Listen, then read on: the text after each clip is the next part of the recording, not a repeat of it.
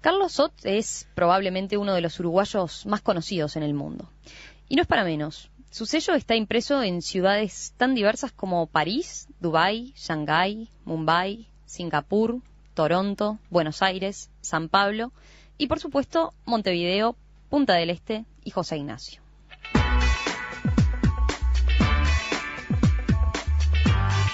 Este arquitecto de 66 años mantiene un ritmo vertiginoso en su vida.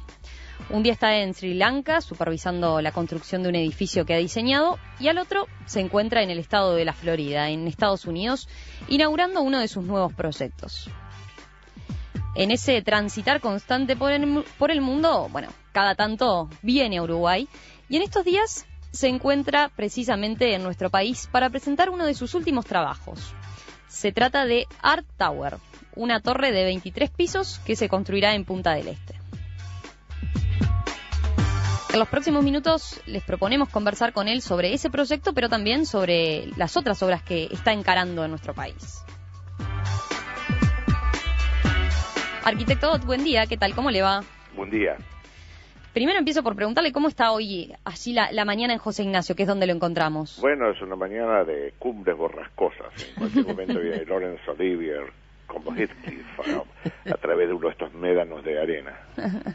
¿Cómo le está llevando su agenda de estos días aquí por Uruguay? Porque imagino que con una intensa actividad, aprovechando cada ratito. Sí, muy intensa porque lamentablemente recién llegué hace menos de una semana al país después de varios meses de ausencia, así que tenía muchas cosas en la lista. ¿Cada cuánto está viniendo a Uruguay habitualmente? Me gustaría venir muy a menudo, poco, porque estoy, como usted decía recién, con muchos trabajos en el sudeste asiático, en Norteamérica y en el Medio Oriente. Sí, yo comentaba recién eso, su actividad por el mundo. ¿Cuánto tiempo estima que pasa viajando en un año, por ejemplo? Mucho. Debo hacer más de 7, 8 veces la vuelta al mundo. Fácil. Eso sin contar viajes cortos. Y por lo pronto, Carlos, te habla Rosario Castellanos. Cada vez que estás por acá aprovechamos para charlar un poco. A propósito de lo que, por supuesto, hoy por hoy estás haciendo, que es mucho en nuestro país. No sé si comparativamente con el resto del mundo, pero en realidad, con respecto a algunos años en los cuales no habías comenzado todavía a construir lo tuyo aquí. En este caso, hablemos de Art Tower, que es lo que te trajo en esta oportunidad a Punta del Este, un proyecto que va a estar frente al Conrad, allí en La Mansa, pero que además tiene algunas originalidades, por lo pronto, porque estás en sociedad con Atijas y con Pablo Achugarri. Entonces, me gustaría saber cómo te involucraste en este proyecto. En efecto, en este momento que estamos pasando una época muy buena en Uruguay, estamos con varios proyectos, y Art Tower es un edificio importante. Fue un proyecto que comenzó con la idea de construir algo cerca del Conrad, en Chiberta, a pocos pasos y de la Brava y de la Mansa, y la idea surgió de juntarnos con Pablo Achugarri para darle un toque especial al edificio, con la incorporación de un talentoso escultor uruguayo, y con mi amigo Vito Atijas, que tiene una experiencia muy grande en arquitectura y en construcción y que ha construido a medio Punta del Este. Así que nos juntamos los tres y en efecto hoy de noche estamos anunciando ya el comienzo de los trabajos con una compañía de construcción muy importante que ha cruzado el río, Criba, que va a ocuparse de la construcción del edificio. Criba es una empresa de construcción muy importante argentina. Pero me gustaría saber, porque el involucramiento del arte con la arquitectura tiene una larga historia en nuestro país y últimamente de pronto estaba bastante más débil. Entonces, ¿cuál es exactamente la participación de Pablo Achugarri en esta torre en particular? En efecto, Rosario, tradicionalmente el 480 italiano era difícil decir dónde terminaba la labor del arquitecto y empezaba la labor del artista, porque quizás el arquitecto era arquitecto y artista al mismo tiempo. Estoy pensando en Miguel Ángel o en Bramante, o que francamente integraban arquitectura y arte juntos. Y por esa razón se nos ocurrió que para darle un toque especial a este proyecto, incorporar el rol de Pablo era muy importante. Y la idea entonces es que Pablo hace unas esculturas que van a adornar el lobby circular que tiene el edificio y va a ser el elemento principal del enfoque del proyecto, lo cual nos obliga a Vito y a mí a hacer una arquitectura más tranquila, más controlada, para dar relevamiento a las espectaculares esculturas que hace Pablo en ese mármol de Carrara tan blanco y tan limpio. Lo que me estás tratando de decir es que ese cilindro, que es en definitiva la forma de tu edificio, es de alguna forma consecuencia de rodear a lo que Pablo propone allí para sumarse a este emprendimiento. Quizás no. La forma cilíndrica se nos ocurrió porque es una zona con vistas en 360 grados. Es una zona muy especial donde está ubicado el edificio. Como te decía, está equidistante de la Playa Brava y la Playa Mansa en Chiberta, y por lo tanto tiene vistas hacia la Mansa, hacia la Brava, hacia la punta y hacia el bosque. No es un edificio sobre la Mansa o sobre la Brava con una clara orientación hacia el mar. 360 grados de orientación, en una palabra. Es exacto. Y por esa razón se nos ocurrió que hacer una planta circular era lo lógico, y efectivamente la solución cilíndrica que nos da algo que quizás empieza a asemejarse un poco a algunas esculturas de Pablo. Pero nos parecía importante entonces, dentro de este proyecto, incorporar la obra de Pablo, dándole su predominio visual, y por esa razón hemos elegido un tratamiento de las fachadas, un tratamiento de los interiores muy calmo, y también en negros y oscuros y grises, para resaltar la obra de él. Vamos a hablar un poco más de cómo será el edificio Rosario. Tú que has visto algunas imágenes y los planos concretamente del edificio, ¿cuál es tu impresión? ¿Cómo lo podemos describir? En realidad yo me voy a reservar la impresión cuando el edificio esté en pie. Claro. Porque en realidad creo que el edificio tiene todo que ver con el entorno en el que se implanta. Pero para mí era una gran incógnita saber cómo se resuelven en planta apartamentos cuando la planta es un círculo perfecto. Pero en ese sentido nos hizo una trampa, porque en realidad sus 8 apartamentos por planta son perfectamente perpendiculares y rectas cada una de sus paredes, y lo que se va curvando es la terraza, que todos ellos juegan un papel fundamental. Obviamente estamos hablando de vista, el poder disfrutarla desde un espacio cubierto y al exterior es parte del encanto de la propuesta. Así que en realidad se trata de eso, de 8 apartamentos, 1, 2 y 3 dormitorios por planta, 4 ascensores y un núcleo central de circulaciones al centro del círculo, entonces, y luego cada una de esas ascensores que da a un palier que lleva 2 puertas de ingreso a estas unidades, 8 creo que son por planta. Y finalmente hay una cosa muy interesante, que es una piscina, es así, circular en la parte alta, ¿no? ¿Es verdad, Carlos? En la última planta. Uh-huh. Es una piscina, es un aro de infinito, con desborde. Por lo tanto, la gente va a estar en el deck, en el centro de esta superficie circular, mirando al horizonte, a un horizonte de nuevo en los 360 grados de orientación, con esta piscina donde va a ser difícil nadar, quizás, porque no sé cómo nadarás en redondo. ¿Cómo vas a hacer 50 metros, por ejemplo, para mantenerte práctica? Pero bueno, hablábamos de que una forma cilíndrica tiene todo que ver con luego la impresión que va a causar en el entorno. Y bueno, y la pregunta entonces es, ¿cómo pensás que se va a compatibilizar este edificio cilíndrico en ese entorno que por lo pronto no tiene formas de ese tipo? Sí, en efecto, es un entorno, como tú bien sabes, muy construido. En los últimos años se ha construido muchísimo en toda esa zona. Y justamente la forma cilíndrica, Rosario, estarás de acuerdo conmigo quizás, hace la forma, hace el volumen lo más esbelto y lo más chico posible, porque en vez de ver si fuera una planta cuadrada, viéndolo directamente o en diagonal, daría una impresión mucho más grande. Y cierta condición más blanda, ¿no? Claro, exacto. Y creo que además, como tú sabes, es un terreno a esquina.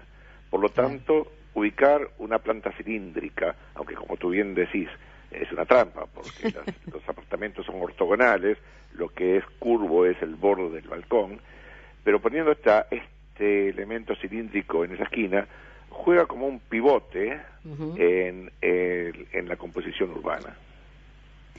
Arquitecto, ¿a qué público apunta este proyecto? ¿Está pensado para uruguayos, para extranjeros?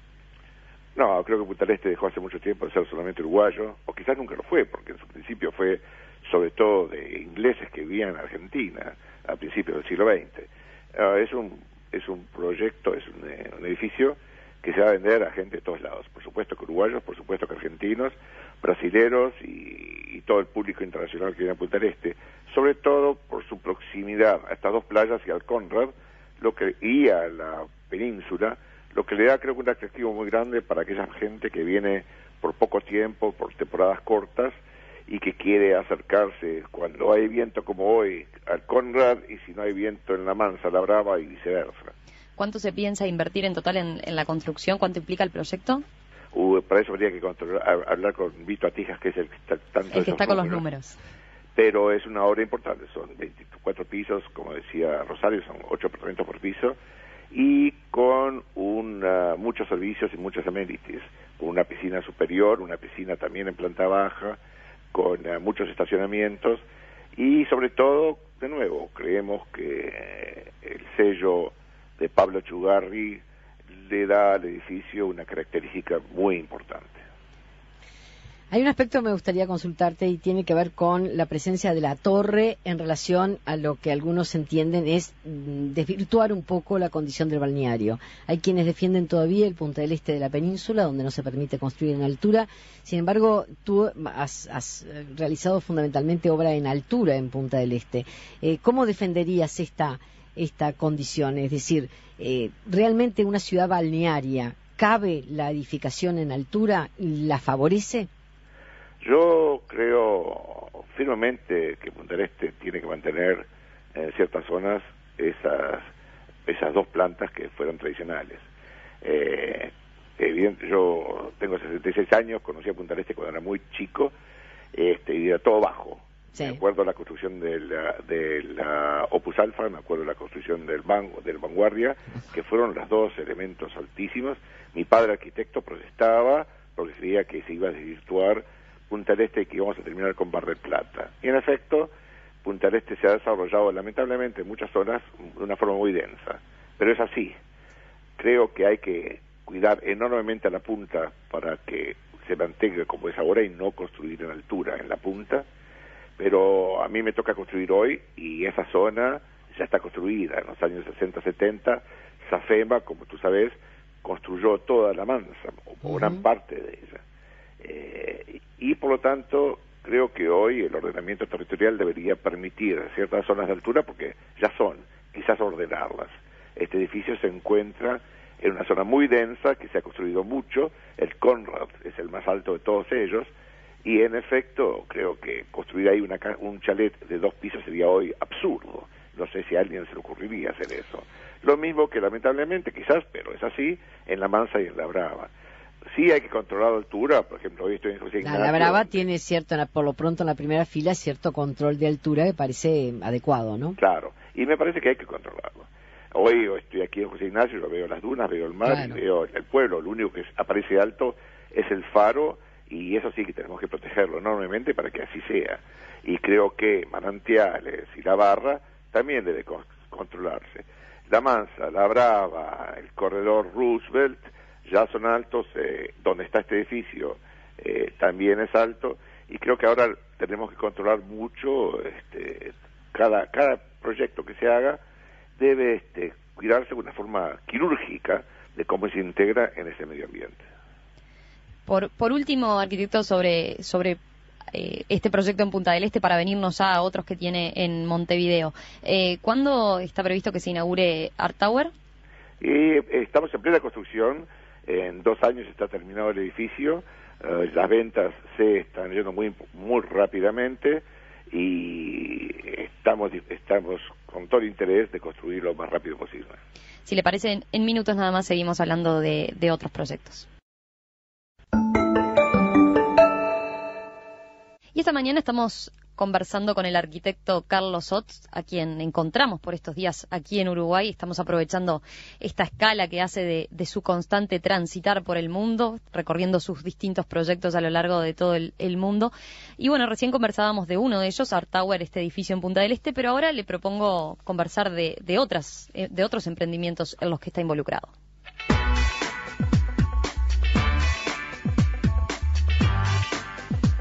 Arquitecto, usted está también involucrado en otro proyecto muy importante y que genera una fuerte expectativa, que es esta vez en Montevideo, como yo decía, porque me refiero a Forum Puerto del Buceo, ¿verdad? Allí sobre la Rambla, casi frente al emblemático edificio panamericano. ¿Cómo es este proyecto, arquitecto? Es un proyecto importante de varias unidades que lo estamos haciendo con el arquitecto Carlos Ponce León, como usted dijo, frente al Panamericanos, sobre el Puerto del Buceo, una posición realmente privilegiada, ya que también es un edificio que mira en diferentes direcciones, 360 grados nuevo.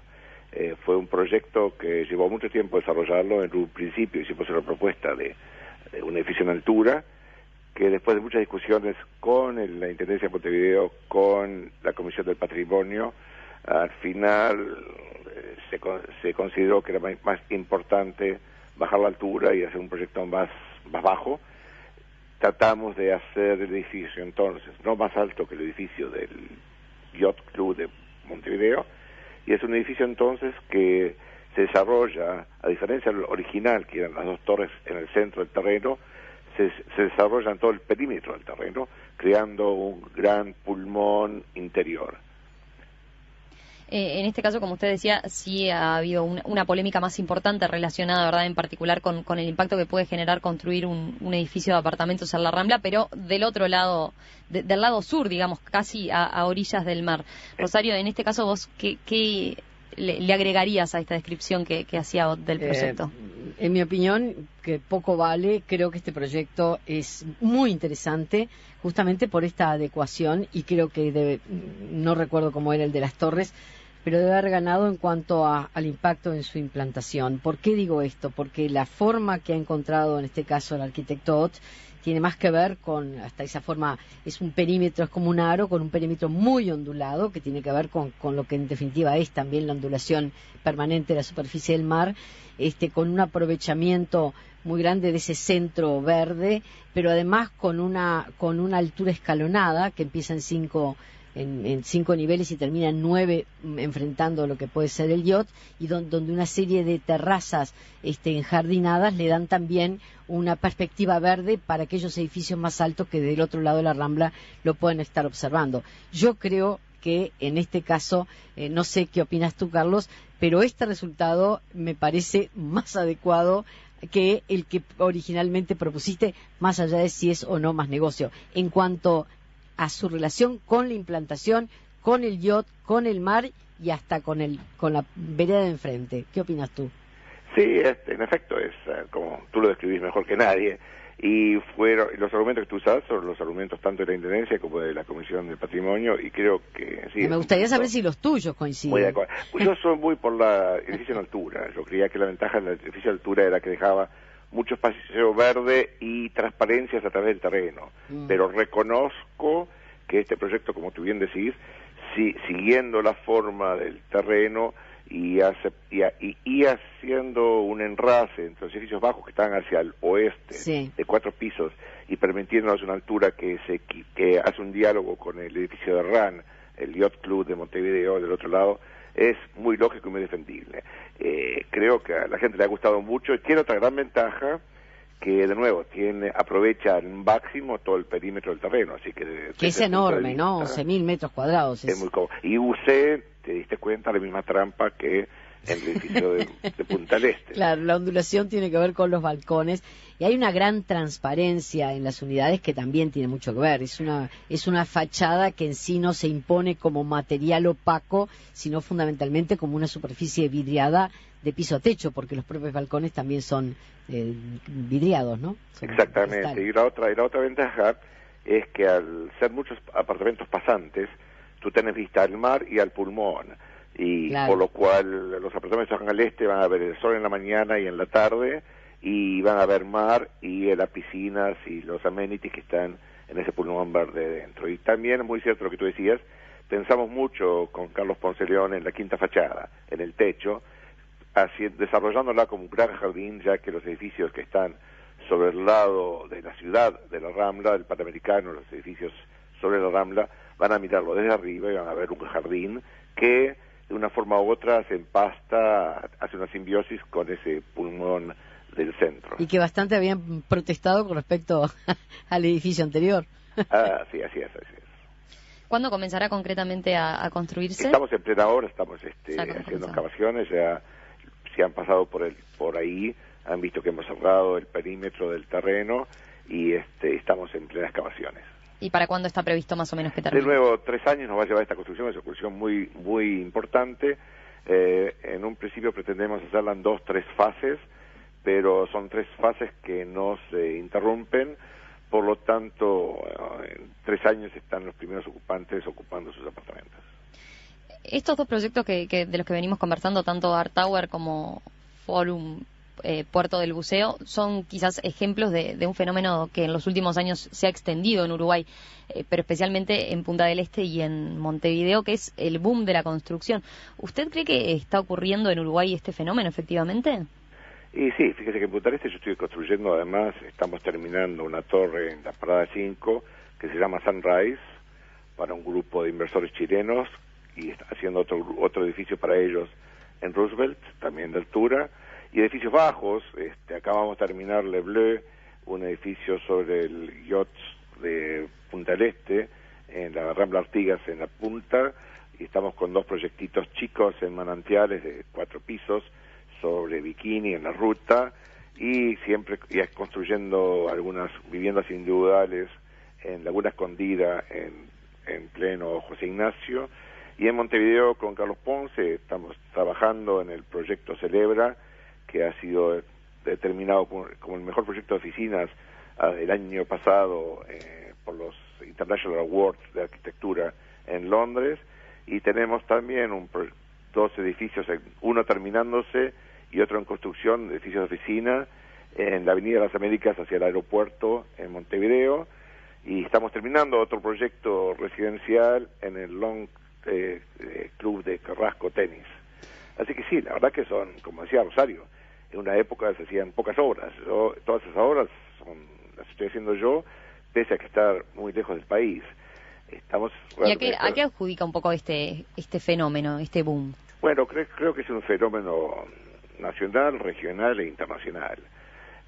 Yo creo sobre todo que Uruguay se ha desarrollado de una forma importantísima últimamente dentro de este contexto internacional donde de la mañana a la noche las materias primas son muy importantes, porque países como India y China pagan alto las commodities que nosotros vendíamos antes a precios bajos, y eso nos ha permitido desarrollar una economía muy fuerte. Esto ha hecho que países que hacían productos de alto valor agregado, como los países europeos, pasan por una situación económica difícil, no así nosotros, que vendemos materia prima que tienen hoy un valor muy alto.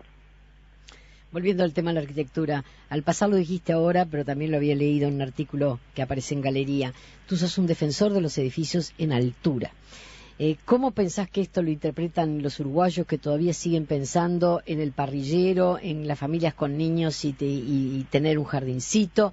Es decir, ¿pensás que el Uruguay está preparado como para encarar esa teoría de que densificar las ciudades tiene sus ventajas en cuanto a que disminuye tiempos de recorrido y a su vez no ocupa tierras que pueden dedicarse a la producción? ¿O hay que caminar mucho, me parece, para eso, no? Justamente lo que tú sí se enraba con el comentario precedente. Si de la mañana a la noche nuestra tierra fértil es lo que nos produce a nosotros la riqueza, y tenemos que desarrollar la industria agropecuaria, usar tierras fértiles para hacernos nuestra casita y nuestro ranchito y nuestra parrillita, parece un poco absurdo. En el 480, en el 500, en Italia la gente no construía su casa en el Valle Fértil, construía las casas como en San Gimignano, como en Siena, que tú la conoces muy bien, en la zona rocosa donde no se podía plantar. Y eso fue la gran inteligencia de los italianos y los griegos y todo el mundo de cuidar su fuente de ingresos, que era el valle fértil, y construir donde no se podía plantar. En Uruguay nosotros hemos vivido en un país riquísimo, donde éramos pocos y cada uno tenía su chacrita y su parrillito, pero creo que en un mundo que se está desarrollando rápidamente, eso pasa a ser un lujo que tenemos que cuidar mucho. Nosotros creo que Uruguay no tiene la riqueza de Estados Unidos, y aún Estados Unidos me parece que es un absurdo hacer ciudades como Los Ángeles, que de una punta a la otra llevan cientos de kilómetros, y Montevideo es una ciudad que tiene sus 80 kilómetros si la medimos del Cerro a Atlántida o a Parque del Plata, y es un lujo que es absurdo. Creo que, por supuesto, a todos nos gusta tener el parrillito y el poco de jardín, pero creo que tenemos que controlar mucho el desarrollo de nuestro planeta, tenemos que cuidar mucho lo que hemos recibido, y por lo tanto yo soy de los que creo que hay que densificar porque es respetar lo que tenemos para las generaciones que vengan. Eso no quiere decir que yo no me guste tener el parrillito. En el edificio Lemblé hemos puesto los parrillitos en los balcones y los ponemos estamos haciendo dos edificios en Nordelta, en Buenos Aires, donde cada apartamento tiene su parrillero. Y todos tienen una vista al jardín, pero es un jardín ya comunal. La casita con el jardincito, con la white picket fence, como dicen los americanos, con la valla blanquita, es un sueño muy lindo, pero creo que tenemos que controlarlo. Arquitecto, siguiendo con este gran desarrollo entonces en materia de construcción, por último le pregunto, ¿el mercado uruguayo permite que sigan creciendo este tipo de proyectos como el suyo? ¿Hasta cuándo cree que es sostenible que este fenómeno se prolongue? Nuestro país es un país que no crece desde el punto de vista de población. Somos 3,5 millones y crecemos muy poco. Por lo tanto, evidentemente hay un límite a todo esto. Pero creo que estamos mejorando nuestras viviendas, y creo que se está construyendo estos edificios porque hay otros edificios que se están dejando de lado para ocupar nuevos. También está el fenómeno, lamentablemente, de la inseguridad. La gente deja esa visión dorada que mencionaba Rosario y se van a edificios de apartamentos donde hay un control de seguridad más grande. No es solamente la razón de la densidad, es lamentablemente en nuestro país y en la región y en el mundo está también esa razón. Pero evidentemente no va a poder continuar así que tenemos que tener mucho cuidado de lo que estamos haciendo. ¿Usted piensa que puede llegar a haber una burbuja en ese sentido? No creo. Nosotros estamos pasando en este momento un momento muy, muy especial. Yo veo muchos de mis clientes son argentinos que vienen con inversiones a Uruguay, el caso por el que usted decía de Forum, que son capitales argentinos que han comprado esta tierra y están desarrollando, y muchos argentinos que vienen a vivir al país. El presidente de la República, en varios discursos que ha hecho, que yo he participado, ha invitado a inversores de la región a venir a Uruguay, que es un país que los recibe con un marco de seguridad, un marco jurídico importante para que ellos hagan inversiones. Necesitamos esa inversión extranjera y tenemos que abrir nuestras puertas a ellos porque lo necesitamos.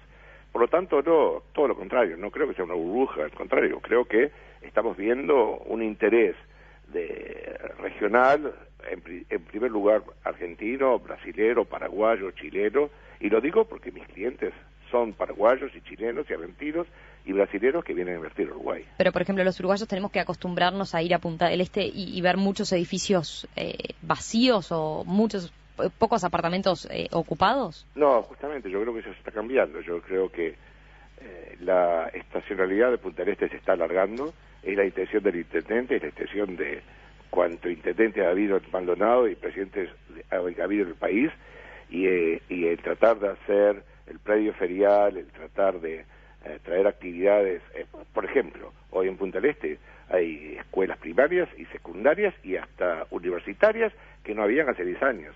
Hay más y más y más, hay gente que vive todo el año en Punta del Este, y aquí en José Ignacio, atrás de los montes, hay chacras donde hay gente que vive todo el año. Así que todo lo contrario, creo que esos edificios que estamos acostumbrados a verse cerrarse en marzo y reabrirse recién en diciembre, Hoy están muchos abiertos todo el año. En minutos nada más seguimos conversando con el arquitecto Carlos Sot, pero ya con el plantel de la tertulia que se incorpora. Y a las 9:37 vamos a comenzar con esta tertulia que, como todos los viernes, cuenta con la presencia de Juan Grompone, de Carlos Maggi, de Matilde Rodríguez Larreta, en un rato la de Mauricio Rosenkopf, pero que además tiene un denominador común con lo que hasta ahora fue nuestra entrevista central, porque se suma a esta mesa también por teléfono el arquitecto Carlos Sot.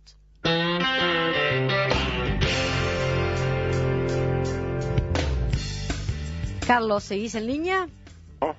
Bueno, en este caso te cuento que fueron los contertulios los que pidieron que tú te sumaras a esta tertulia porque tenían preguntas para hacerte. En particular, creo que va a comenzar Carlos Maggi. Carlos, ¿es así, no? Sí, tengo muchas cosas para conversar. ¿Cómo te va, viejo? ¿Qué tal, Carlos? ¿Cómo estás? La cosa empieza gravísima contigo, porque leí un reportaje en Galería que dice que te entrevistaron que estabas perfumado. Te cuento la verdad de la historia. Me había olvidado completamente de la entrevista y creí que mi novia había bajado a buscar el pan flauta para comer unas tostadas y abrí la puerta en calzoncillos. Y se quedaron choqueados el fotógrafo y la periodista. Te digo que ellos no describieron lo del calzoncillo, hablaban de un pantalón. Ese reportaje que empieza como peligroso, después se pone muy bien, porque te pinta como una especie de león, un condottiero internacional, donde vas matás.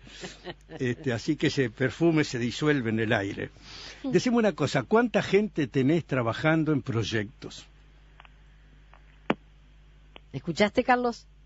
Me parece que se cortó la comunicación. Se cortó, sí. Se cortó. Bueno, entonces vamos a retomar esta comunicación. Sí. ¿Tú crees que los tenga contados con la cantidad de estudios que tiene por el mundo? Mirá, no, pienso que sí, porque trabaja en 15 países, ¿no? Estados Unidos, Canadá, Argentina, Chile, Perú, República Dominicana, Puerto Rico, Panamá, Singapur, China, Emiratos Árabes, la India, Sri Lanka, Brasil y Uruguay. 15 países. ¿No? Si trabaja en 15 países tiene que tener 15 estudios. No sé si llegaste, Carlos, a escuchar la pregunta que te hizo el otro Carlos, que se refiere a la cantidad de gente que tenés trabajando en proyectos en este momento por el mundo. Uy, son unos cuantos. Acá en Montevideo somos varios. Tuvimos un shock importante en 2008, cuando la actividad en todo el mundo se paró, sobre todo en Norteamérica, en el Medio Oriente y en Europa. Pero a Dios gracias estamos recuperando rápidamente y hoy estamos con proyectos en todos lados. Sería difícil para mí decirles exactamente el número, pero estamos en muchos arquitectos trabajando en diferentes lados. Sí, yo quería destacar cosas tuyas raras, porque todo el mundo te conoce, pero hay sesgos raros que no son fáciles de aislar. Uno que me llamó la atención es que sos constructor de teatros. Por las cuentas que tengo yo, hiciste 8. Sí. Después del de la Bastilla. Creo que tu cuenta es correcta. Sí, de la Bastilla, el de Jiangsu en China, el de Hangzhou en China, el de Dongguan Yulan en China, el Teatro Nacional de Guangzhou, el Centro de Artes de Nan y después el Centro de Conferencias Internacionales en Guangzhou. Así que es un rato largo haciendo salas de espectáculo. Tan es así que la última pregunta que no me entró era justamente esa. Un hombre que es, sabemos, sumamente culto, con gusto particular por la música, por ejemplo, ¿cómo se sienta ante la mesa de dibujo, ante la mesa de proyectar, cuando tiene que hacer un centro, un teatro, un centro de ópera, como ha hecho? Si siente la misma emoción que proyectando edificios para vivienda, por ejemplo. Sí, pero es la verdad que poder hacer una sala de teatro, una sala de música, es un privilegio. Y uno se da cuenta, además, tiene que ser consciente que está diseñando un instrumento más dentro de la orquesta que va a tocar eventualmente en esa sala. Claro, por lo tanto, es un tema arquitectónico, pero musical y cultural importantísimo. Hay que pensar de una forma muy importante qué repertorio se va a hacer, qué tipo de música se va a hacer, qué tipo de danza o de teatro o de ópera se va a hacer. Oíme, ¿te parece? Se da un aire a los constructores de catedrales. Perdón, ¿cuál fue la pregunta? No, te digo que te das un aire lejano, los constructores de catedrales. Sí, pero lo que pasa es que los constructores de catedrales pasaron de generación en generación, porque llevaban 2 o 3 o 4 siglos a hacerlo. Nosotros increíblemente lo hacemos en poco tiempo. Cuidado, que en el pasado también se hacía rápido, pero el hecho de que en 2, 3, 4 años ese garabato en el papel pasa a ser hecho en piedra y gente va a ocuparlo y a tocar música ahí, claro. Lo hace a uno más humilde, ¿verdad? Sí, sí, pero son lugares donde se va para ejercitar valores, así que tienen muchas coincidencias. Y el que los hace tiene que pensar en eso. Pero faltaría preguntarle si no tenés algún proyecto de esa índole para nuestro país, por ejemplo. Bueno, hay algo en discusión, pero no estoy en libertad de hablarlo. Me quedo atónito de qué al tanto están de varias cosas que se están haciendo. Los pajaritos, como la verdad que me dejan espeluznado. Bueno, sigamos con la ronda porque Juan Grompone también tiene preguntas para Carlos Sot. Sí, yo tengo tengo dos preguntas. La primera es como espectador, es decir, como espectador de ópera, y tiene que ver con la Ópera Bastilla, ¿verdad? A mí una de las cosas que me llamó la atención, la he visitado y además he asistido a funciones, es una preciosa sala. Me llama la atención el contraste entre lo que se hizo por los escenarios, en que hay múltiples escenarios con capacidad para mover las escenografías, una cosa ultramoderna, y el contraste con el foyer tan chico y con los poquitísimos baños que tiene esa ópera. ¿Por qué ese contraste? Es decir, porque uno no se espera eso, tanto para la escenografía, el vestuario, y tampoco para la gente. Que en el foyer, por ejemplo, del Metropolitano de Nueva York se puede almorzar, se puede cenar. Pero es que Ott quiere que vayan a escuchar música y nada más, que se vayan. No, bueno, hay un último piso en la parte de la Bastilla donde, en efecto, en un momento Casanovas, que maneja el Fouquet, tenía su propio restaurante. Pero lo cierto es que era un terreno muy exiguo y era esencial todo este espacio escenográfico para permitir lo que se llama en Francia el théâtre en alternance. Sí. Poder hacer una función en la misma sala todos los días, que no es fácil. Eso exige que en la mañana se haga la repetición de una ópera, en la tarde una segunda, y en la tercera un espectáculo una tercera, porque martes, miércoles y jueves cambian las óperas. Eso nos exigió tener ciertos privilegios, ciertas dificultades que Charles Garnier no la tuvo cuando diseñó Palais Garnier. Creo que la emperatriz a Charles Garnier, me imagino, le habrá dicho, hacemos una escalera muy grande porque mi pollera va a ser muy larga. Y el salón y Cuidado, los baños de Garnier son muy exiguos también. Sí. Y tienen solamente 2 ascensores, nosotros tenemos un poco más. No, pero nosotros tenemos que privilegiar mucho el hecho de que hacíamos una ópera, como dijo el presidente Mitterrand, una ópera popular para el siglo XXI. Nosotros teníamos que permitir que un señor de Lyon o de Niza pudiera venir en tren y estuviera en ese espectáculo. Y para eso necesitamos la repetición, la producción en la alternancia. Había que dar una prioridad a la parte arrière-scène, y por lo tanto no solo en los espacios escenográficos, sino que si tú has visitado la parte de artistas, es enorme la cantidad de espacios dedicados a los ateliers y a los figurantes, porque claro, además es un teatro que hace ópera, ballet y música. Así que hay salas de repetición de ballet, salas de repetición de coro. Todo eso teníamos que decidir, ¿qué hacemos? ¿Hacemos el teatro el fin del Décimo Empire con la gran escalera y el gran salón y los grandes lustros, ¿cómo se llama en español? Los candelabros, o hacemos algo mucho más reducido, pero demos un espectáculo que permita al francés y al europeo y al mundo internacional devenir lo más posible. Y esa fue la decisión. Fue una decisión que la tomamos con la fuerte impronta de gente como Pierre Boulez y Danny Barenboim, que participaron en toda la discusión. Y en efecto, quizás los baños no son lo más lindos posibles, pero creíamos que teníamos que, sobre todo, poner el énfasis en una sala que además tenía que ser una sala para acústica natural. No podíamos justificar hacer una sala pese a todo y pese a toda la tecnología, que usara electroacústica. De acuerdo, de acuerdo. Así que la verdad que fueron decisiones muy, pero muy difíciles, que dieron lugar a discusiones larguísimas que terminaron a las 6 de la mañana, donde el director de danza se oponía con el director de orquesta, y no te cuento el punto de vista de los americanos con los japoneses, porque Jack Lang metió a gente de todos lados para dar su punto de vista.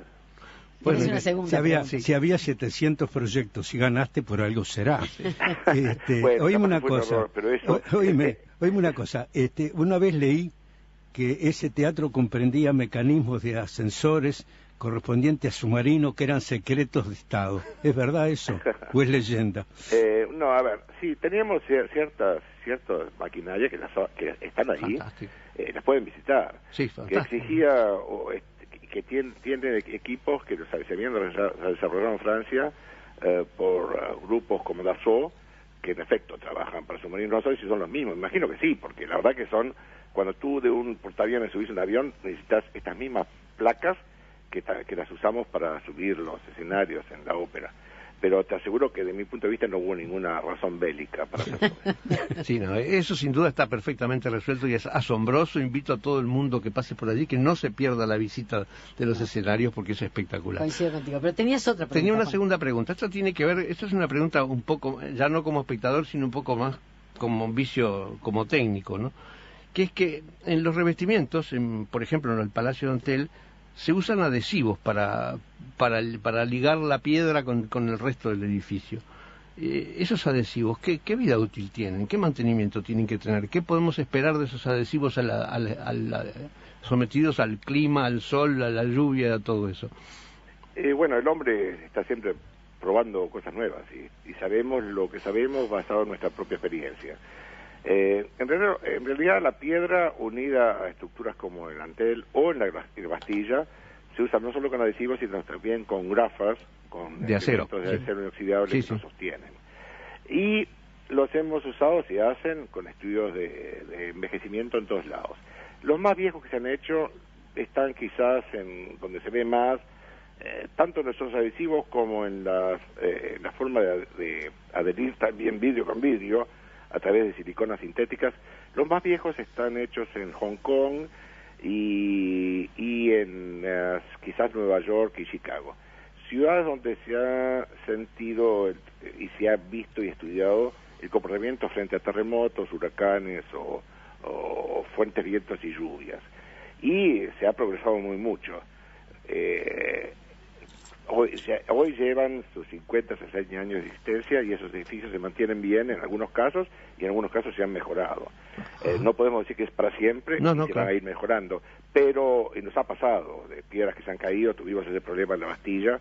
El famoso arquitecto Ian Pei, ustedes se acordarán quizás, sí, claro. En los años 70 hizo un famoso edificio en Boston, John Hancock, que era una compañía de seguros, donde se montó toda una cristalería, un edificio de unos 50, 60 pisos, y se vinieron abajo, y el edificio estuvo cerrado por 10 años, tapado con madera, porque en ese caso resultó que fue todo un estudio muy muy profundo, no podemos entrar en detalles hoy, pero una forma muy compleja de la reacción de la silicona con el vidrio, o de la piedra con la estructura, como tú preguntabas, Juan. Sí. Pero son cosas que vamos aprendiendo con nuevos materiales. Lo fantástico para el arquitecto hoy es que hoy tenemos nuevos materiales, como los médicos tienen nuevos instrumentos, y estamos progresando y tratando y probando, y muchos son malos, y otros se mejoran, y otros son excelentes. Bueno, 50 años me tranquiliza, ¿no? Matilde tiene también preguntas para ti, Carlos. Matilde Reyes Larreta. A ver. Arquitecto, no lo conozco, no tengo el gusto, pero sí es un placer poder hacer alguna pregunta. Soy simplemente de la óptica de una admiradora de su obra, de lo que vemos aquí en el Uruguay. Todavía me pasa que cuando voy por la interbalnearia y se avecina el aeropuerto, me da un vuelco al corazón. Realmente es un impacto de belleza muy interesante. O sea que parto de ese punto de vista. Pero claro, también pertenezco a la ciudadanía uruguaya y estuve en colectividades políticas que discreparon con la construcción de la Torre de Antel, por ejemplo.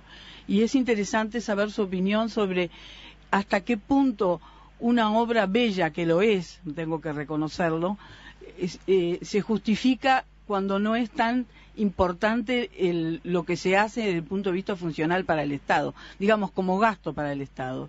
En definitiva, para nosotros fue un acto de desprendimiento económico en un momento que no había la bonanza que hay hoy, para construir un edificio bello, pero no necesariamente necesario. Matilde, la decisión de construir la Torre Antel es una decisión sobre todo política. Claro, el arquitecto juega un rol limitado, pero en el mismo momento que yo estaba haciendo la Torre de Antel, el jeque de los Emiratos Árabes me había pedido que hiciera la oficina central de la compañía de teléfonos de los Emiratos Árabes, que se llama Etisalat, y quería también un edificio en altura, una torre importante, porque para él las comunicaciones a los Emiratos Árabes eran importantísimas. La compañía Etisalat iba a mostrar al mundo, y estamos hablando de 1990, todavía no se conocía mucho Dubái o Abu Dhabi, era muy importante hacer un símbolo de que los Emiratos Árabes en un edificio era un estado abierto al mundo, porque iba a tener, entre otras cosas, telecomunicaciones de primer nivel. E hicimos un edificio de la altura más o menos de Etisalat, de Antel, con una gran esfera arriba de todo, donde se ubican todos los satélites para facilitar las telecomunicaciones. Creo que un poco fue la misma teoría en Uruguay. En Uruguay la idea en aquel momento, Antel empezaba a hacer acuerdos interregionales, sobre todo con Brasil, donde se iba a vender un poco su tecnología. Reconozco que el paralelismo es difícil. Los Emiratos Árabes es un país riquísimo en petróleo, Uruguay no lo es. Pero en Uruguay yo consideraba, al igual que los Emiratos Árabes, las telecomunicaciones eran importantísimas. Hoy yo, por ejemplo, mi oficina está instalada en Zona América, atrás del aeropuerto, y al lado mío están instaladas compañías de todos lados del mundo, entre ellos mi banco de Canadá, Royal Bank of Canada, al lado está Price Waterhouse y Merrill Lynch y no sé cuántas otras compañías más. Todos esos serían imposibles sin las telecomunicaciones. Así que, con todo mi respeto, Matilde, discrepo. Yo creo que en el siglo XXI telecomunicaciones es algo esencial.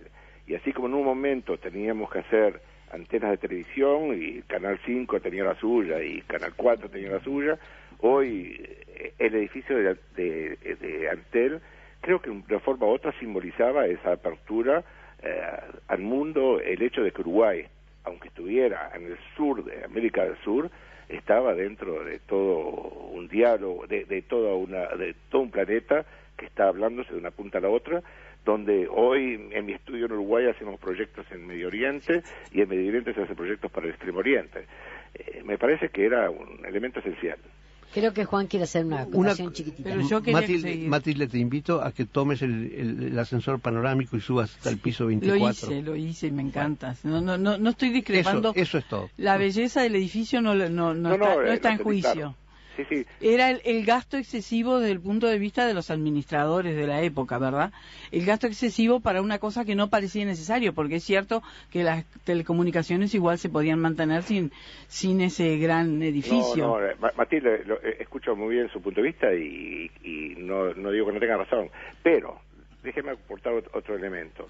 Todo ese edificio, cuando se hizo y se licitó, salía $65 millones. Yo en aquel momento dije, háganlo porque nunca más van a poder hacer un edificio de esta calidad, de esta área, con este precio. Carlos, hoy este edificio no sé si saldría. Carlos, escúchame. Hoy vamos a tratar en otro momento de la tertulia cuánto cuestan los delitos en el Uruguay. Sí, parece que estamos en $1.200 millones anuales, el costo de los criminales. Así que el costo de los arquitectos está limitado a 67, me parece que es una apreciación indebida. Los gastos públicos son misteriosos. Son muy misteriosos. Cuando estudié la política de los años 900, en la época del Viejo Valle, donde se hicieron las obras públicas más espectaculares, no tenían plata. Y eso lo cuenta la economía y no es mentira. Hay otro detalle que nos alcanza un oyente, que es cierto, ¿no? Que en realidad la Torre de las Telecomunicaciones era parte de un programa de revitalización de toda la zona de la Aguada, que lamentablemente quedó en nada, y también quedó en nada, por ejemplo, cuidado, la quedó en nada hasta ahora. Un día estos, yo creo... Por el momento, entonces. Se puede retomar. Por algo el plan se llama Fénix. Tal cual. Va a rehacer sus cenizas. Matilde, te quedaba una pregunta más. Sí, primero agradecer al arquitecto sus explicaciones y aprovechar esta oportunidad enorme de tenerlo a nuestro alcance para preguntarle una opinión de él sobre las ciudades, la densidad de las ciudades que mejoran la calidad de vida. Leí eso con mucho interés, porque claro, tengo un feeling muy grande con eso que usted dice de cómo vivir en un piso 50, bajar y tomar un café. Todo eso es muy explicable para cierta edad, ¿verdad? Pero cuando se habla de calidad de vida y de casitas con jardín y patio, se está pensando tal vez en niños. Y esa es la enorme diferencia de cuando la gente busca calidad de vida y se va a los suburbios, ¿verdad? Bueno, yo de nuevo, cuando yo hablo de altura, no hablo de altura, quizás hablo de densidad, que es lo importante. Claro. La densidad se puede conseguir en altura, se puede conseguir también en edificios como París, que tiene una alta densidad, como Posito, que tiene una... ¿Por qué no hablas un poco del fórum? ¿Por qué no hablas un poco del fórum? El fórum ya habló recién. Que es una altura bajita y algo bastante lindo. Justamente, el fórum es un proyecto denso. Yo lo que creo es que no tenemos el derecho, si cada uno tiene su acre, Adolf Hitler proponía eso para el futuro en el Tercer Reich. Cada uno iba a tener su casita, su jardincito y su estanquecito. Y es una historia falsa, no podemos hacer eso, no podemos decirle a todo el mundo, no podemos decirle hoy a, ¿cuántos somos? 10.000 millones de personas que cada uno va a tener su acre. No, es un absurdo. Creo que tenemos que limitar eso, creo que tenemos la obligación de hacer y eso lo hablo de forma, discúlpenme, pero un poco categórica, tenemos la obligación de respetar el país que tenemos, y tenemos que decir, en estas zonas van a ser zonas bajas. Cuidado, yo estoy haciendo edificios bajos. Creo que yo estoy haciendo un edificio en el puerto de Punta del Este, se llama Le Bleu, de 5 pisos, porque esa zona es de 5 pisos. Estamos haciendo casas individuales en un desarrollo de José Ignacio, que se llama Laguna Escondida, donde también son casas con jardín.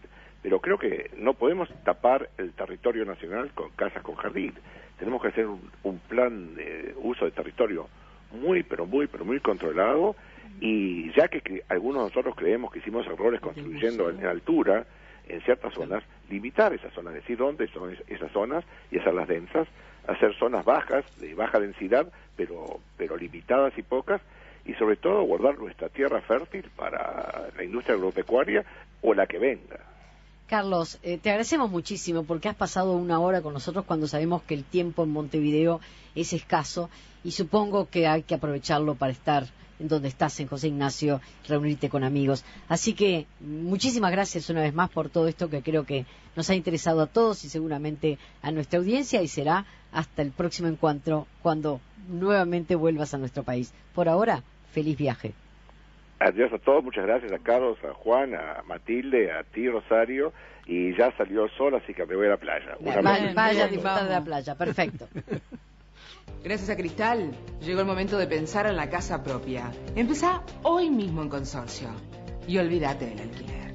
$50.000 con cuotas en pesos de 6.250 pesos. Cristal, lo podés pagar. Entrá en consorcio.com.uy o llama al 19888. Y bueno, llegó el momento, por pasadas apenas las 10 de la mañana, de ponernos al día con la información. Así que vamos a tener un flash informativo ahora y luego continuaremos con esta tertulia. En perspectiva. 8:10. Vivo. Adelantos.